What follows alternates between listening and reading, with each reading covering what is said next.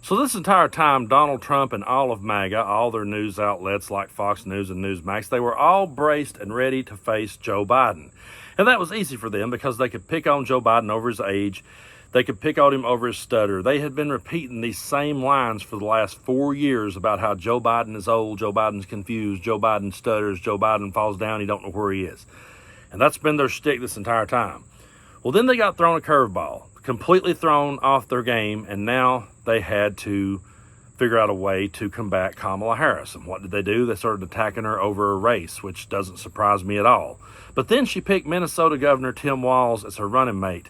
And that was an even bigger left hook because they don't know how to brace for Tim Walz, and they don't really know what rocks to throw at him. So the best they could come up with in their little minds was to say that he did nothing while Minnesota burned to the ground. When the BLM riots was happening, the George Floyd protest, he just sat back and he didn't do nothing. And they knew they could say that.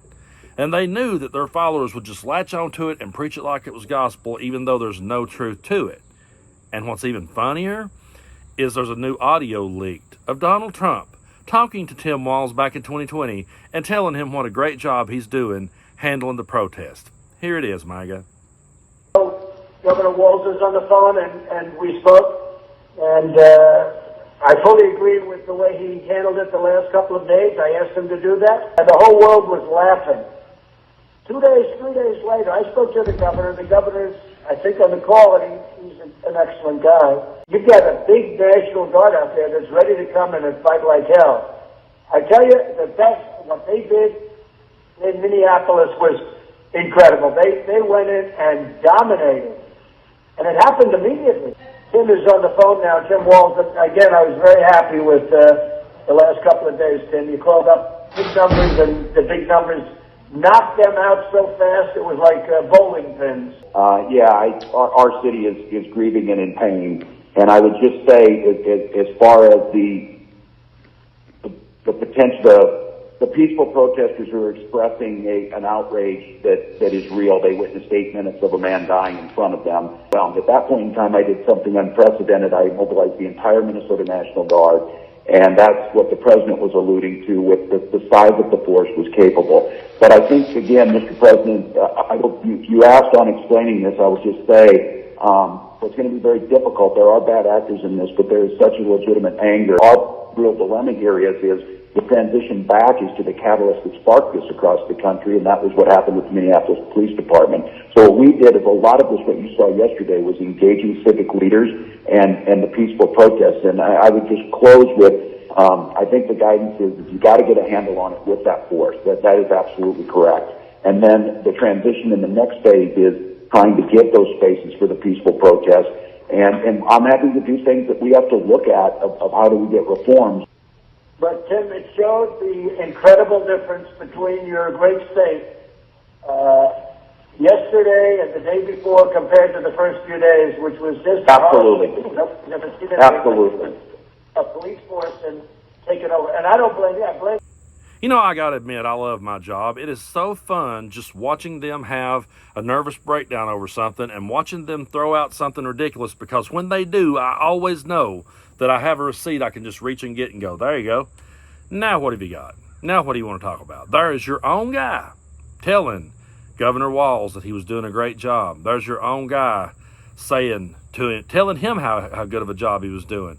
So now you're going to sit there and you're going to watch him do the exact opposite. You're going to watch him flip. He's going to tell you that Tim Walz let Minnesota burn to the ground, and you're going to stand there and you're going to jump through the hoops of the mental gymnastics, and even though we show you these receipts, you still can't bring yourself to believe it. I know so many people, well, they're just saying that about him now. They're just saying that. No, there he is on audio saying it. Well, they're just doing that, man. They're just doing, well, no, here he is on video doing it. Well, no, hold on a minute. What really baffles me about people in my part of the world, I'm going to be honest with you, they're really nice people otherwise. Aside from politics, they're really nice people, good-hearted people, would help you out. They're fun to hang out with as long as you're not talking politics. But they buy into the absolute stupidest of rhetoric and repeat the most stupid cliches and the most easily debunked information that's out there. And that's the part that's hard for me to wrap my mind around, is that these people who are otherwise good, down-to-earth people could fall for something so ridiculous. And meanwhile, They can't even entertain that Donald Trump would do something bad. They can't even entertain that. And if it's a Democrat, they will believe anything about that Democrat. You could say anything. If Fox News comes out tomorrow and says that Tim Walz has an unpaid parking ticket in Kennebunkport, Maine, they will spend all day talking about it, and everybody will be standing around the break room at work going, man, did you hear about his unpaid parking ticket? Yeah, he didn't even pay. Oh, did you hear what else he said? He said he didn't tip his waitress at the Country Roadhouse back in 2009. He come down to Kentucky here and was eating at a buffet. He didn't even tip that waiter, and I heard she brought him 5 refills. Did you hear about that? And then you can say, yeah, did you hear about all the, dead bodies they found in one of the Trump's crawl space? I bet the Democrats put them there. Well, they're loaded in their DNA. I bet Democrats done that. Democrats staged that whole thing.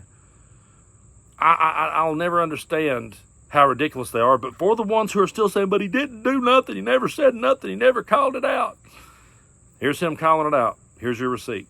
And across the United States, and you start to see whether it be domestic terrorism, whether it be ideological extremist to fan the group, or whether it be international destabilization of how our country works.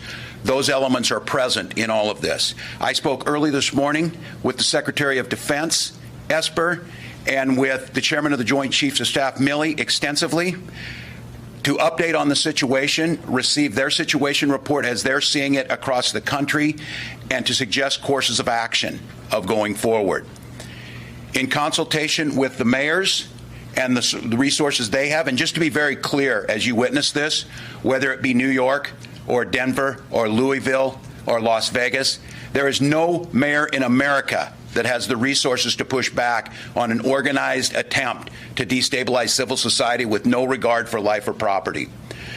So in consultation as a group, and as we said this morning, I'm authorizing and talking to General Jensen to fully mobilize the Minnesota National Guard, an action that has never been taken in the 164-year history of the Minnesota National Guard. We will pull in assets as we have been doing.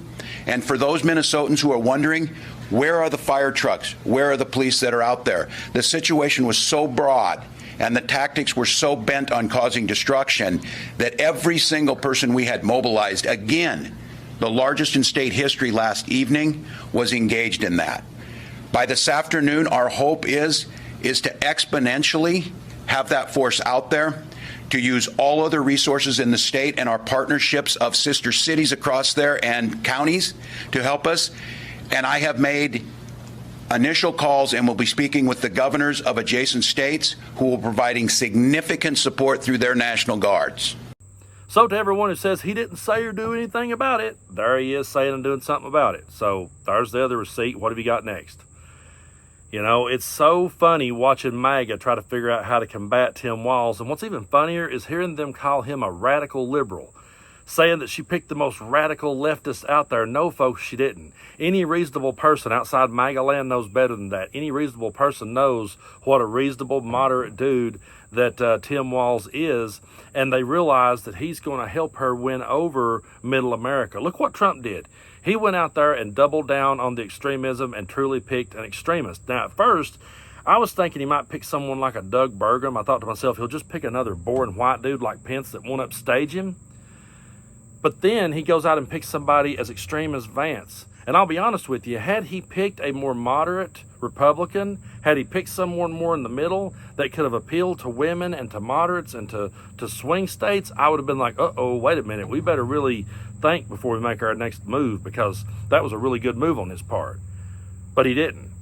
He just doubled down on his rhetoric. He doubled down on his extremism, and the only thing they can do is sit and yell the extremism back at us and try to accuse us. They're in the phase now where the only thing they can do when we bring these receipts and when we point out things about them, like them being weird, the only thing they can do is say, I know you are, but what am I? That's where they're at this point in the game.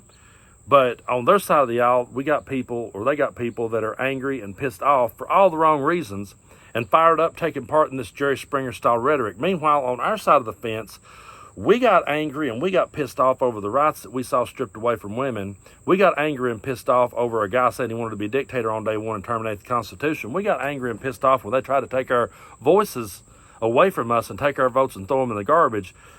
Those are the things we got angry and pissed off about. We got angry and pissed off at the fact that someone actually wanted to do away with American democracy. But now we are hopeful and we're unified and we're excited behind our team and we're ready to go.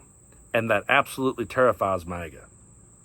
They'll come up with ideas and names like Twitchy Tim and stuff like that, because at the end of the day, that's all they have. And meanwhile, we have ideas, we have solutions, and we have two capable people who on day one can start going to work to repair all this. So whenever they say, he let it burn, you can show them this, and they'll probably just dig in their heels and continue to say that. And you just got to remember, that's what we're up against come November, is people who wouldn't take the truth no matter how you show it to them. They're going to double down. I know that. I've had people say, Brando, I showed one of my videos to, I showed one of your videos to my cousin. He still don't believe it. That's okay. But at some point in the day, he's got to stop by a mirror and he's got to look at it and he's got to start to question things eventually, one day. That's all we can hope for.